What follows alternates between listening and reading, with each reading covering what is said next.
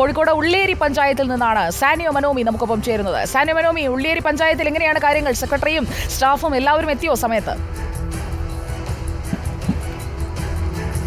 ഉള്ളിയേരി പഞ്ചായത്തിൽ കൃത്യം 9:50 ഞങ്ങൾ എത്തിയത്. ആ സമയത്ത് ഇവിടെ സെക്രട്ടറിയും അസിസ്റ്റന്റ് സെക്രട്ടറിയും അതുപോലെയുള്ള എല്ലാവരും ഉണ്ടായിരുന്നു. പക്ഷേ 4 ഉദ്യോഗസ്ഥർ ആ സമയത്ത് അല്പം വൈകിയാണ്, അതായത് 10 മണിക്ക് ആണ് എത്തിയത്. 9:50 എത്തുമ്പോൾ ബാക്കി എല്ലാവരും ഉണ്ട്.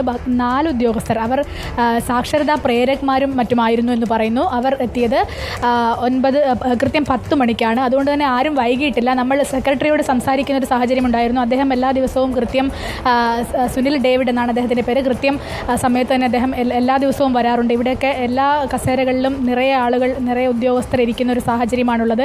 ക്ലർക്കും ഹെഡ് ക്ലർക്കും ഒക്കെ ഇപ്പോൾ ഒരു ഫീൽഡ് വിസിറ്റിന് വേണ്ടി പോയി തിരിച്ചു വന്ന സമയം കൂടിയാണ്.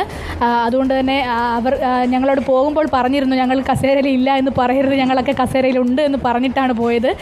അക്കൗണ്ടൻറ്റും ഹെഡ് ക്ലർക്കുമാരും അതുപോലെ ഡെസ്പാച്ച് വിഭാഗം ഇവരൊക്കെ ഇവിടെ എത്തിയിട്ടുണ്ട്.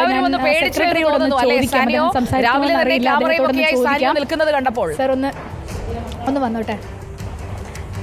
സർ, എല്ലാവരും കൃത്യസമയത്ത് തന്നെ വന്നിരുന്നു? സമയത്ത് തന്നെ വന്നിരുന്നു. സാർ എത്ര മണിക്ക് എത്താറുണ്ട്? ഞാൻ സാധാരണ ഒരു 9:30 ആകുമ്പോഴത്തേക്ക്. പ്രശ്നങ്ങളൊന്നുമില്ല. സാനിയോ മനോമിയാണ് തത്സമയം വിവരങ്ങൾ നൽകിക്കൊണ്ടിരിക്കുന്നത്.